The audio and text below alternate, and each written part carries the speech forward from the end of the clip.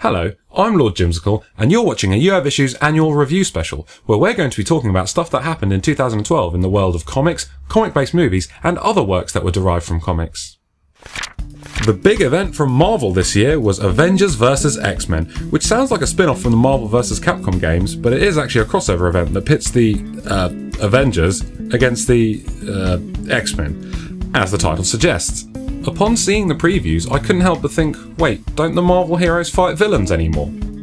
Among the confusion that comes with many Marvel events, such as the zillions of books carrying the banner, there was the main limited series called Avengers vs X-Men, but I made the mistake of buying the first 2 issues of this series, and then I bought the 3rd issue of the parallel title The Avengers vs The X-Men, not realising until I came home and read it that it was a different title altogether.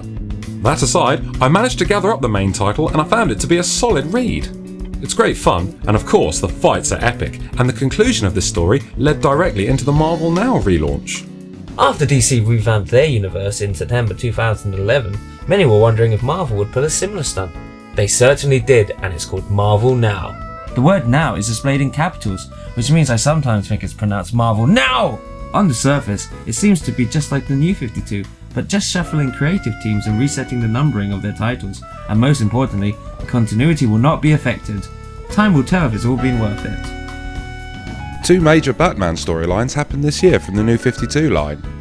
The first of which was the excellent Night of the Owls storyline, where an ancient conspiracy in Gotham rears its ugly head just in time for a huge standoff between the Court of Owls and the Batman family.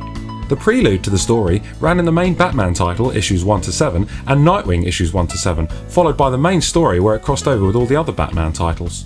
The tie-ins all depicted assassins from the court, known as Talons, being dispatched to eliminate all allies of Batman, which made for some action-packed issues. It wasn't all good, however. Some of the tie-ins were rubbish, particularly Batman the Dark Knight, where the front cover depicted a fight between Tim Drake and a Talon, only for it to have nothing of the sort. Just a below-average story with a brief appearance from Tim on the last page. An excellent story, but it could have easily been done without having to reset DC continuity. The second one was Death of the Family, a story in which the Joker decides to declare war on the entire Batman family to mark his return since having his face torn off in Detective Comics issue 1. Considering the amount of hell he's given to many members of the Bat family, you can count on him dishing out more horror to the likes of Jason Todd and Barbara Gordon. It's been received positively so far, and the story will conclude in February 2013. 3 years after buying Marvel, Disney added Lucasfilm to their intellectual property arsenal. This news is worth mentioning because this could mean that Star Wars comics will be back in Marvel's hands for the first time since 1986.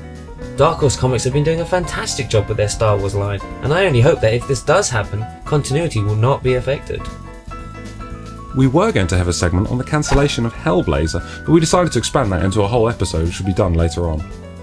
On a sadder note, this year saw the end of The Dandy. For those who don't know, The Dandy was an ongoing weekly British comic that's been running since December 1937. This had made it the 3rd longest running comic behind Detective Comics and Il Giornalino. But unfortunately, all good things must come to an end, and on December the 4th this year, the last issue was released. Hundreds of comic strips have featured in The Dandy since its creation. It was best known for Desperate Dan and Corky the Cat, among others. It also inherited characters from similar comics over the years, such as Banana Man from Hoot and Beryl the Peril from Topper. Most of the characters lived in the fictional place Dandytown, which is a lot like their rival comic, The Beano, who have their characters residing in Beano Town. In 2010, The Dandy changed its name to Dandy Extreme in an attempt to keep up with the times. But eventually, sales dropped to 8,000 a week. The last issue coincided with the comic's 75th anniversary and featured Desperate Dan teaming up with Sir Paul McCartney, a lifelong fan, along with a pull-out reprint of the first ever issue. As sad as this is, it's not the end, and The Dandy will have a new lease of life as an online comic. A book celebrating the 75th anniversary has been released, so hopefully The Dandy has many years to come.